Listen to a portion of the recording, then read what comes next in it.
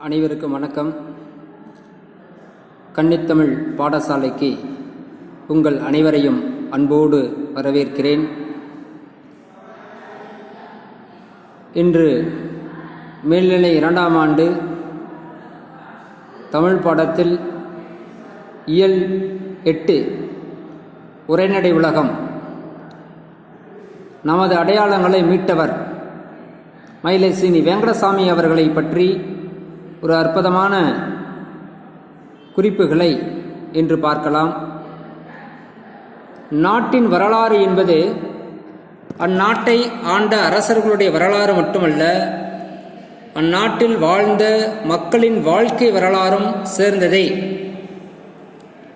ஒவ்வொரு நாட்டுக்கும் அந்த நாட்டின் வரலாறு முதன்மையானது. ஆனால் வரலாற்றை ஆவணப்படுத்தும் வழக்கம் நமது நாட்டில் மிக அரிதாகத்தான் இருந்தது. எனவேதான் நமக்கு பழைய வரலாறுகள் இன்று குறைவாகவே கிடைக்கின்றன. பெரிதும் கவனம் குவிக்கப்படாத இந்த துறைகளில் வெளிச்சம் பாய்ச்சி ஆளுமைகள் போற்றத்தக்கவர்களாக இருந்திருக்கிறாங்க. ஆய்வு நோக்கில் வரலாற்றையும் பண்பாட்டையும் செழுமைப்படுத்தும் ஆளுமைகளின் ஆய்வும் போற்றத்தக்கது. அப்படி அற்புதமான ஆளுமைகளில் ஒன்றாக மயிலை சீனி வெங்கடசாமி அவர்களுடைய குறிப்புகள் இந்த தமிழகத்திற்கு தவிர்க்கப்படாத ஆவணங்களாக இருக்கிறது. நமது நாட்டினுடைய மக்களுடைய வாழ்க்கை நெறிகளை அப்படியே படம் பிடித்து காட்டுவதாக அவருடைய ஆவணங்கள் கிடைத்திருக்கிறது. அவருடைய குறிப்புகளை தான் இந்த உரைநடை பகுதியில் நமக்கு கொடுத்துருக்குறாங்க. அதை பற்றிய செய்திகள் இப்போ நம்ம பார்க்கலாம். ஒவ்வொரு தேசிய இனமும் தன்னுடைய கடந்த கால வரலாற்றை அறிந்திருந்தால் மட்டுமே எதிர்கால இலக்குகளை அடைய முடியும். ஒவ்வொரு தேசிய இனங்களும் நம் முன்னோர்கள் கடந்து வந்த வரலாற்று நிகழ்வுகளை அறிந்திருந்தால் மட்டும்தான் எதிர்காலத்திற்குண்டான இலக்குகள் என்ன என்பதை நாம் சென்றடைய முடியும். அத்தகைய இன வரலாற்றை இலக்கியம், தொல்லியல், கல்வெட்டு, பண்பாடு ஆகியவற்றின் அடிப்படையில் தரவுகளை தேடி எழுதிய ஆளுமைகளில் மிக முக்கியமானவர் மயிலை சீனி வெங்கடசாமி அவர்கள். இப்படிப்பட்ட வரலாறுகளை இலக்கியம், தொல்லியல், கல்வெட்டு, பண்பாடு இந்த 4 நிலைகளிலும் தேடி தேடி தரவுகளை தேடி கொடுத்த ஆளுமைகளில் மிக முக்கியமானவர்கள் இந்த சீனி வெங்கடசாமி அவர்கள். அவர் ஒரு ஆசிரியராக, இதழாசிரியராக வாழ்க்கையை தொடங்கி பள்ளி ஆசிரியராக பணியாற்றியபடியே தன்னுடைய நூல்களை எழுதி முடித்த புத்தகங்களை தமிழர்தம் பழம்பெருமைக்கு சிறப்பு சேர்த்த புதையலாக இருக்கிறது. அந்த புதையல்களிலிருந்து ஒரு சில தகவல்கள் இந்த பாடப்பகுதியில் நமக்கு கொடுத்துருக்கிறாங்க. அவருடைய இளமை காலம் அப்படின்னு பார்த்தீங்கன்னாக்க 16/12/1900 ஆண்டு சென்னை மயிலாப்பூரில் பிறக்கிறார். அவருடைய தந்தை பார்த்தீங்கன்னா சீனிவாசன் ஒரு சித்த மருத்துவராக இருக்கிறார். அவருடைய தந்தை சீனிவாசன் ஒரு சித்த மருத்துவர். அவருடைய தமையனார் கோவிந்தராசனார் அவர்கள் ஒரு தமிழாசிரியர்.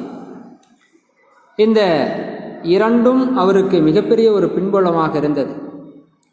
தந்தை சித்த மருத்துவர், அண்ணன் கோவிந்தராசர் ஒரு தமிழாசிரியர். இளமையிலேயே தமிழ் மீது தனியாத ஒரு பற்றும் நுணுகி ஆராயும் திறனும் பெற்றவராக இவர் திகழ்கிறார். தந்தையினுடைய சித்த மருத்துவ பின்புலம் இருக்கிறது, தமையனாருடைய தமிழ் பின்புலம் ஆகியவையே தன்னை வரலாற்று ஆய்வாளர்களாக உருவாக்கிய பெருமையாக இருக்கிறது. அதேபோல தமிழ் பற்று முன்னோர் வழியாக எனக்கு பிடித்த சீதனம் என்று சொல்றார். எங்கள் வீட்டில் ராமாயணம், மகாபாரதம் போன்ற ஏட்டுச்சுவடிகளும் நிறைய இருக்குமா. ஏட்டுச்சுவடிகளை எடுத்து புரட்டி பார்த்தேன், எதுவும் எனக்கு புரியாது. பின்னால் இவற்றையெல்லாம் படித்து ஆராய வேண்டும் என்ற எண்ணம் மட்டும் அவரிடத்தில் இருந்தது. பின்னால் நான் செய்ய புகுந்த இலக்கிய வரலாற்று கல்வெட்டு ஆராய்ச்சிகளுக்கு அன்றே என் மனதில் வித்தூன்றி விட்டேன் என்று குறிப்பிடுகிறார். அவங்க வீட்டில் தமிழ் நூல்கள் நிறைய இருக்கும், ஆனால் எடுத்து படித்து பார்ப்போம் ஒன்றும் புரியாது.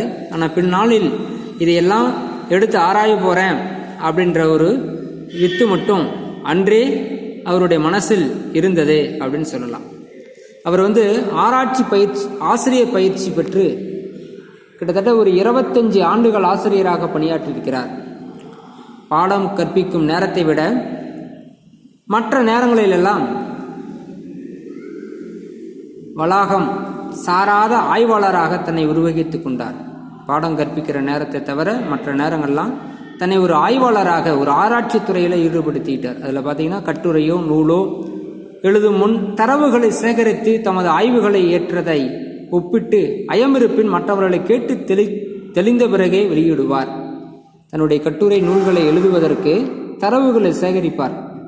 அந்த தரவுகளெல்லாம் சரிதானா அப்படின்றத ஒப்பீடுகள் செய்து நண்பர்களிடம் கேட்டு தெரிந்து கொள்வார். அப்படி நண்பர்களிடம் கேட்டு தெளிவுபடுத்தக்கூடிய நண்பர்களாக உபலானந்த அடிகள், கா சுப்பிரமணியனார், திருவிக்கா, தேப்போமே, சா த சர்க்குணரார் ஆகிய அறிஞர் பெருமக்களிடம் தான் தொடர்பு கொண்டு இந்த ஆய்வுக்கட்டுரைகளை தரவுகளை சேகரிப்பார்.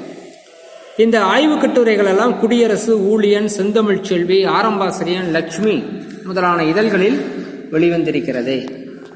அவருடைய ஆய்வுகள் எல்லாம் எந்த இதழில் வெளிவந்தது அப்படிங்கிறது ரொம்ப முக்கியம், வினாக்கள் அமையக்கூடிய ஒரு பகுதி.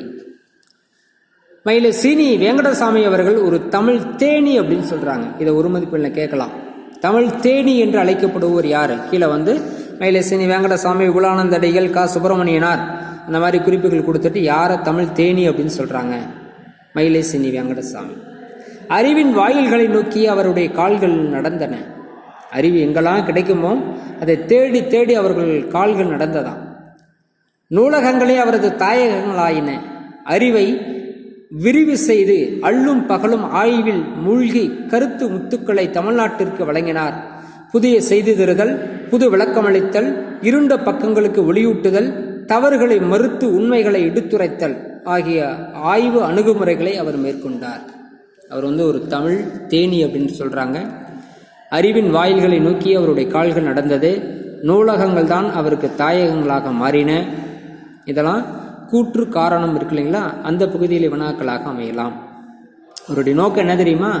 புதிய செய்திகள் தரணுமா, புதுவிதமான விளக்கங்களை, ஏற்கனவே ஒரு கூற்று இருக்குன்னா அதுக்கு புதுவிதமான விளக்கத்தை கொடுக்கணுமா, இருண்ட பக்கங்களுக்கு ஒளியூட்டணுமா, இருண்டு போயிருக்கின்ற பொருளே புரியாமல் இருக்கின்ற ஒரு பொருள் இருக்குன்னா, சொல் இருக்குன்னா அதற்கு போய் ஒளியை ஊட்டி விளக்கம் அளிக்கணுமா, தவறுகளை மறுத்து உண்மைகளை எடுத்துரைக்குமா.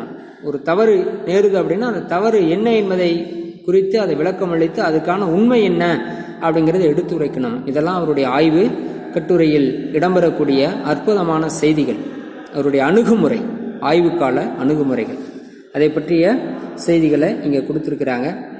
அடுத்து பார்த்தீங்கன்னாக்க தொடக்க கால ஆய்வுகள் எப்படி இருந்தது, அவருடைய தொடக்கம் எப்படி இருந்தது அப்படின்னா 1934 தேப்போ மீனாட்சி சுந்தரனார் அவர்கள் சிந்தாதிரிப்பேட்டை உயர்நிலைப்பள்ளியில் நடத்திய ஒரு தமிழாராய்ச்சி மாநாட்டில் சாந்தா சர்க்குணரார் அவர்கள் கிறித்துவம் தமிழும் என்ற ஒரு பொருள் குறித்து உரையாற்றுகிறார்.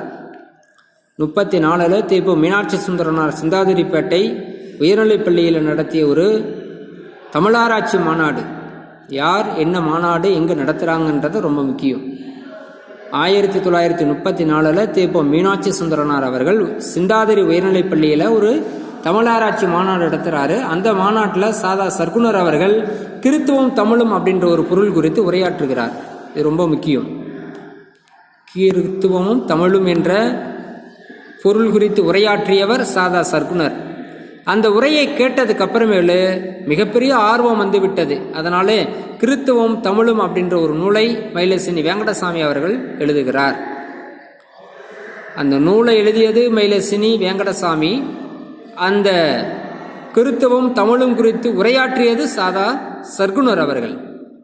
ரெண்டுக்குள்ள வித்தியாசம், வினாக்கள் அமையலாம். இந்த பகுதியை குழப்பமடைய வேண்டாம். இதுதான் அவருடைய முதல் நூலாக இருக்கிறது.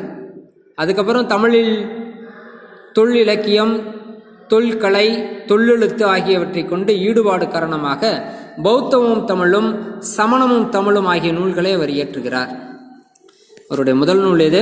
கிறித்துவமும் தமிழும். அதுக்கப்புறம் பௌத்தமும் தமிழும், சமணமும் தமிழும். இதெல்லாமே மயிலசினி வெங்கடசாமி அவர்கள் எழுதிய நூல்களாகும். அச்சமயத்தார் தமிழுக்கு ஆற்றிய தொண்டுகள் அளப்பரியன. அதனை அவர் காழ்ப்புணர்ச்சியின்றி நடுநிலை நின்று இந்நூல்கள் வாயிலாக வெளிப்படுத்துகிறார். அவர் எல்லா சமயத்தை பற்றியும் சொல்றாரு. காழ்ப்புணர்ச்சியான ஒரே விஷயத்தை அவரை அடிமைப்படுத்தலை, அதாவது குறிப்பிட்டு சொல்லலை, அதை தாழ்த்தி பேசலை. நடுநிலையோடு தன்னுடைய செய்திகளை வெளியிடுகிறார். அதுதான் அவருடைய சிறப்பு.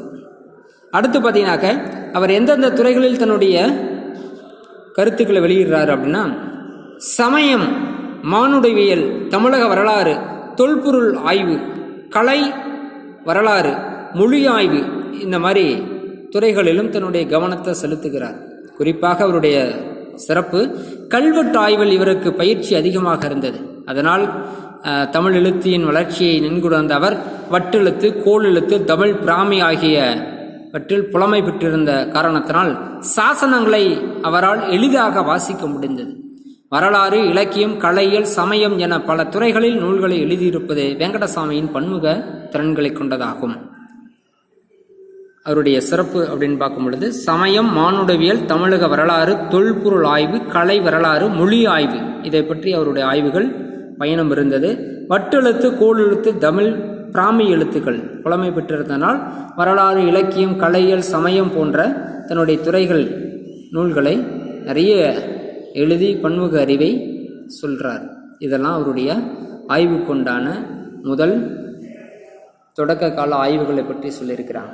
அடுத்து பார்த்தீங்கன்னாக்க அடுத்தடுத்த வீடியோக்களில் அடுத்தடுத்த செய்திகளை நாம் தொடர்ச்சியாக இருக்குது, அதை நம்ம பார்க்கலாம். இந்த வீடியோக்களில் இவ்வளோதான் நம்ம பார்த்தது. இந்த வீடியோ உங்களுக்கு பிடிச்சிருக்கு அப்படின்னாக்க கீழே சப்ஸ்கிரைப் பட்டன் இருக்குது, அந்த வீடியோ பார்த்துட்டு இந்த சேனலை சப்ஸ்கிரைப் பண்ணுங்கள். பக்கத்தில் பெல் ஐக்கான் இருக்கும், அதை கிளிக் பண்ணுங்கள். உங்களுடைய கமெண்ட்ஸ் பாக்ஸில் ஏதேனும் நிறைகள் குறைகள் எதுவாக இருந்தாலும் அதை குறிப்பிட்டு சொல்லுங்கள். அப்போ தான் அடுத்தடுத்த வீடியோக்களில் நான் அதை சரி செய்து கொள்ள முடியும். உங்களுடைய ஆதரவு எப்பொழுதும் வேண்டும். மாணவர்களுக்கு இப்படியாவது தன்னுடைய அறிவை புகட்ட வேண்டும் என்பதுதான் இந்த சேனலுடைய முக்கிய நோக்கம். பள்ளிகள் திறக்காத சூழலில் வீட்டில் இருந்தபடியே பாடங்களை கவனிக்க வேண்டும் என்பதுதான் என்னுடைய முதல் நோக்கம். மாணவர்கள் இந்த வீடியோக்களை எப்பொழுது வேண்டுமானாலும் எடுத்தெடுத்து பார்த்து கொள்ளலாம். இந்த சேனலில் உள்ள போனீங்கனாக இருக்கும். ஒவ்வொரு முறையும் நீங்கள் இதை எடுத்து பார்த்து எத்தனை முறை வேண்டுமானாலும் கேட்டு தன்னுடைய சந்தேகங்களை போக்கிக் கொள்ள இந்த சேனலில் உள்ள பாடங்கள் மிக வழிகாட்டியாக இருக்கும். நன்றி, வணக்கம்.